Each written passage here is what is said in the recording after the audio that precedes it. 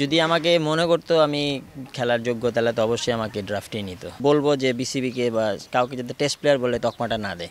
এবারের এনসিএল টি-20-তে মাত্র দুটো সেঞ্চুরি হয়েছে, কিন্তু প্রথম সেঞ্চুরিটা যিনি করেছেন তাকে বিপিএলের দলগুলো যোগ্যই মনে করেনি, অথচ তিনি জাতীয় দলের সঙ্গে আছেন বহুদিন ধরে।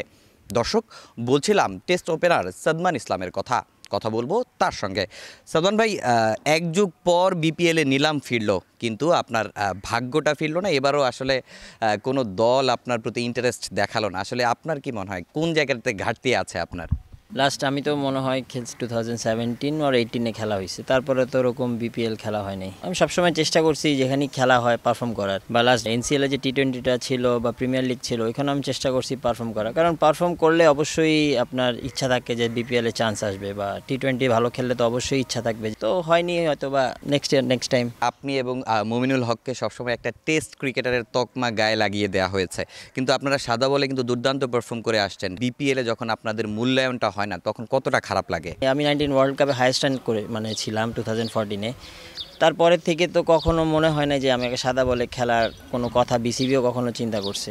আমার মনে হয় না এ টিম বা কোথাও কোনো সুযোগ আসছে। আমার জাতীয় দলে খেলার পর থেকে তো লাল বল নিয়ে বেশি বলেই দিছে যে টেস্ট প্লেয়ার। তো আমি মনে করি যে নেক্সট যে বলবো যে বিসিবিকে বা কাউকে যাতে টেস্ট প্লেয়ার বলে তকমাটা না দেয়। এখনো কি আসলে সাদা বলে খেলার স্বপ্নটা দেখেন কিনা? এটাতে কখনো ইচ্ছা আছে, কখনো ছাড় দিব না। যেখানে সুযোগ আসবে পারফর্ম করে রাখবো। আমার কাজ পারফর্ম করা, আমি তো করে যাচ্ছি, চেষ্টা করবো আরও ভালো করার। মাঝখানে আপনার একটা খুব খারাপ সময় যাচ্ছিল, সেখান থেকে কিন্তু আপনি ঘুরে দাঁড়িয়েছেন এবং কন্টিনিউয়াসলি পারফর্ম করে যাচ্ছেন। আসলে নিজেকে কিভাবে পরিণত করলেন? ক্রিকেটারদের লাইফে ব্যাড টাইমস আসবেই, তো ওইটা মেনে নিতেই হবে। তো আমি ওইটা চিন্তা করেই আমি আমার প্রসেসটা সবসময় ঠিক রাখছি, আমি কিভাবে প্র্যাকটিস করি। লাস্ট কয়েকটা ম্যাচের সেঞ্চুরির যে মাইলস্টোনটা ওইটা স্পর্শ করা হয়নি।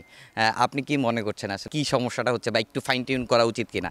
কোনো না কোনো অবশ্যই প্রবলেম আছে, বা হয়তো বা ওই দিয়ে কনসেন্ট্রেশনটা ব্রেক হচ্ছে, বা আমি লাস্ট কিছুদিন অনেক শর্টসও খেলার ট্রাই করছি, হয়তো বা একটু টোন আপনার যে খেলার যে একটা প্যাটার্ন আছে ওটা হয়তো বা একটু স্লো করলে বা একটু চেঞ্জ করলে হয়তো বা ইনিংসটা বড় হইতো। আসলে এই সময়টা আসলে আপনি কি করেন? বিসিবিতে তো প্র্যাকটিসের সুযোগ থাকে না অত বেশি। ধরেন এই টাইমে তো কোনো খেলাই থাকে না, তো মিরপুরের প্র্যাকটিসের ফ্যাসিলিটিসও থাকে না, আর যদি থাকেও ওরকমভাবে উইকেট পাওয়া যায় না, খুব ডিফিকাল্ট হয়ে যায়। পরে হঠাৎ করে ম্যাচ আসে ইন্টারন্যাশনাল, তো একটা ইন্টারন্যাশনাল ম্যাচের আগে প্রিপারেশন কেমন থাকা লাগে এটা মানে আমরাই হয়তো বা যারা খেলে তারা বুঝে। বা লাস্ট ইয়ারও আমি ওরকম উইকেট পাইনি, বললেই বলতো উইকেট রেডি নাই বা উইকেট নাই, উইকেট বিপিএল টিম করে, তো কষ্ট হয়ে যায় অনেক আমার জন্য। বিপিএল এর নিলামের পরেও বা ড্রাফট এর আগে হতো যে এরপরেও কিন্তু আসলে প্লেয়ারদের পিক করা হয় বিভিন্ন জায়গা থেকে।